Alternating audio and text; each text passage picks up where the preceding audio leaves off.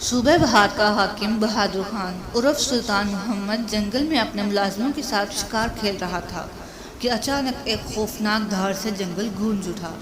تمام شکاری چکنے ہو گئے۔ سلطان محمد نے للکار کر کہا، ہوشیار، یہ شیر بہت خطرناک معلوم ہوتا ہے۔ مگر مسئلہ یہ تھا کہ شیر کی دھاڑ سے اس کی سمت کا اندازہ نہیں ہو رہا تھا۔ ابھی وہ لوگ پوری طرح سنبھلنے بھی نہ پائے تھے کہ ایک خونخوار شیر سلطان پر حملہ آور ہوا۔ گھوڑے کے بدکنے سے سلطان بھی بدحواس ہو گیا اور سب کے ہاتھ پاؤں پھول گئے۔ جس برق رفتاری سے شیر حملہ آور ہوا، اس سے کہیں زیادہ پھرتی سے اس کا ایک جوان مرد ملازم فرید خان اچھل کر دونوں کے درمیان آ گیا۔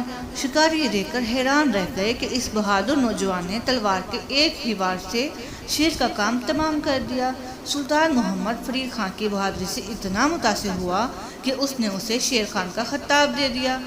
کچھ عرصے بعد شیر خان نے سلطان محمد سے اجازت لی اور چند روز کے لیے اپنی جاگیر پر چلا گیا۔ وہاں پہنچا تو معلوم ہوا کہ ایک ہندو زمیندار لوگوں پر ظلم کرتا ہے اور ان کے کھیت کھلیان لوٹ لیتا ہے۔ شیر خان نے ظالم زمیندار کو سبق سکھانے کے لیے اپنے 200 گھڑسواروں کے ساتھ حملہ کر دیا۔ زمیندار نے اپنی جان بچانے کے لیے شیر خان کے قدموں میں گر کر معافی مانگی اور وعدہ کیا کہ آئندہ وہ کسی سے زیادتی نہیں کرے گا۔ اس واقعے کے بعد شیر خان کی بہادری کی دھاک دور دور تک بیٹھ گئی۔ شیر خان کی بے چین طبیعت اسے چین سے بیٹھنے نہیں دیتی تھی۔ وہ چاہتا تھا کہ اس کی بہادری کی دھاک اور دور تک پھیل جائے۔ بابر نے ابراہیم لودھی کو شکست دے کر تخت دلی پر قبضہ کیا تو شیر خان اس کے دربار میں ملازمت حاصل کرنے میں کامیاب ہو گیا۔ بابر تو چہرے سے ہی دل کا حال جان لیتا تھا کیونکہ وہ اس قدر تجربے کار تھا۔ اس نے شیر خان کو دیکھتے ہی اس کے عزائم بھانپ لیے۔ بابر نے اپنے بیٹے ہمایوں کو بلا کر تاکید کی کہ شیر خان کے ارادے خطرناک ہیں، اس سے ہوشیار رہنا۔ بابر کا خدشہ درست ثابت ہوا۔ ایک دن جاسوسوں نے بابر کو اطلاع دی کہ شیر خان کے عزائم خطرناک ہیں۔ وہ اکثر اپنے دوستوں کو مغلیہ سلطنت کے خلاف بغاوت پر اکساتا رہتا ہے۔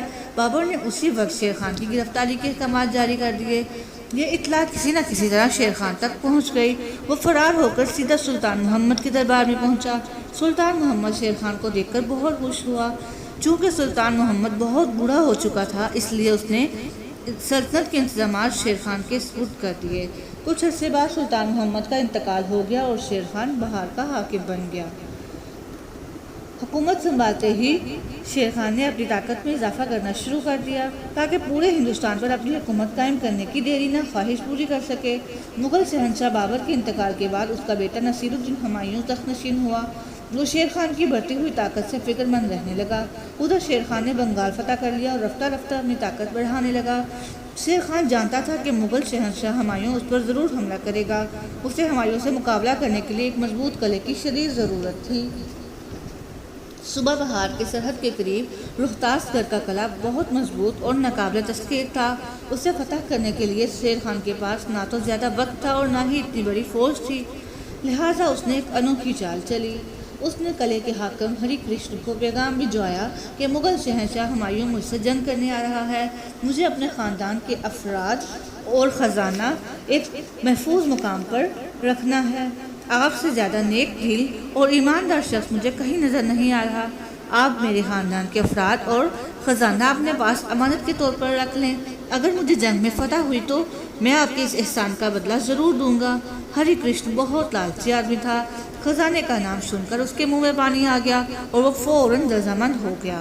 شیر خان نے بہت سی پالکیاں تیار کروائیں، ہر ایک میں 2 سپاہی بٹھائے اور دستور کے مطابق ان پر پردے ڈال دیے۔ 500 سپاہی مزدوروں کے بیچ میں ساتھ ہو لیے۔ ان کے سروں پر جعلی اشرفیوں سے بڑے ہوئے تھیلے تھے اور ہاتھوں میں مضبوط لاٹھیاں تھیں۔ اس طرح یہ سپاہی اس ناقابل تسخیر قلعے کے اندر پہنچ گئے۔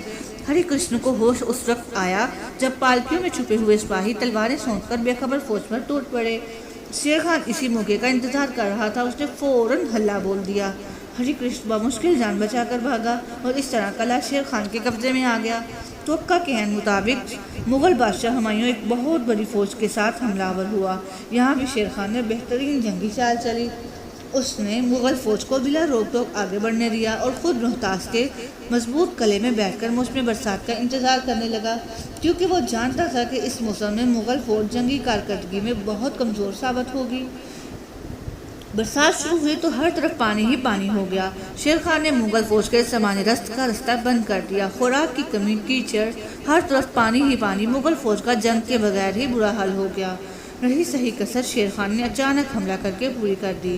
دریائے گنگا کے کنارے چوسا کے مقام پر جنگ ہوئی۔ ایک طرف دریا کے طغیانی، دوسری طرف شیر خان کی بھرپور اور منظم حملوں نے مغل فوج کو بدحواس کر دیا۔ ہمایوں کی فوج کے تقریباً 8,000 سپاہی مارے گئے اور اس سے کہیں زیادہ دریائے گنگا میں ڈوب مرے۔ ہمایوں نے گرفتاری سے بچنے کے لیے دریا میں چھلانگ لگا دی۔ وہ ڈوبنے کے قریب تھا کہ نظام نامی سکے نے ہوا بڑے مشکیزے کی مدد سے ہمایوں کو دریا پار کرایا۔ یہ وہی نظام سکہ ہے جسے بعد میں ہمایوں نے ایک دن کی بادشاہت بخشی تھی اور اس نے چمڑے کے سکے چلائے اور اپنے خاندان کو مالا مال کر دیا۔ شیر خان نے چوسا کی جنگ میں فتح پانے کے بعد اپنے بادشاہ ہونے کا اعلان کر دیا اور شیر شاہ کا لقب اختیار کیا۔ اس طرح ایک معمولی جاگیردار کا لڑکا شیر شاہ سوری کے نام سے ہندوستان پر حکومت کرنے لگا۔ شیر شاہ سے جنگوں کے بعد ہمایوں اپنی تمام سلطنت گنوا بیٹھا اور اسے مجبوراً ایران میں جلا وطنی کی زندگی گزارنا پڑی۔ شیر شاہ سوری نے ہندوستان پر 5 برس حکومت کی، مگر ایسے کارہائے نمایاں انجام دیے جو دوسرے بادشاہ 50 برس تک حکومت کرنے کے باوجود انجام نہ دے سکے۔ اس نے عوام کی سہولت کے لیے ملک بھر میں سڑکوں کا جال بچھا دیا۔ ان میں شاہراہ اعظم یا جی ٹی روڈ آج بھی اس کی یاد تازہ کرتے ہیں۔ جہلم کے قریب ایک بہت بڑا قلعہ روہتاس بھی اسی نے بنوایا۔ فوری انصاف کے لیے عدالتوں کا نظام بہتر بنایا۔ عوام کی شکایات کا ازالہ کرنے کے لیے اس کے دروازے ہمیشہ کھلے رہتے۔ جب کالنجر کے حکمران نے ایک باغی کو شیر شاہ کے حوالے کرنے سے انکار کر دیا تو شیر شاہ نے کالنجر پر چڑھائی کر دی۔ دوران جنگ ایک گولہ قلعے کی دیوار سے ٹکرا کر پھٹ گیا۔ شیر شاہ اس وقت دیوار کے قریب ہی تھا۔ وہ شدید زخمی ہو گیا مگر اپنے سپاہیوں کو برابر قلعے پر حملہ کرنے کا حکم دیتا رہا۔ شام کے وقت قلعہ فتح ہو گیا۔ یہ خوشخبری سن کر اس نے اللہ کا شکر ادا کیا اور اپنی جان مالک حقیقی کے سپرد کر دی۔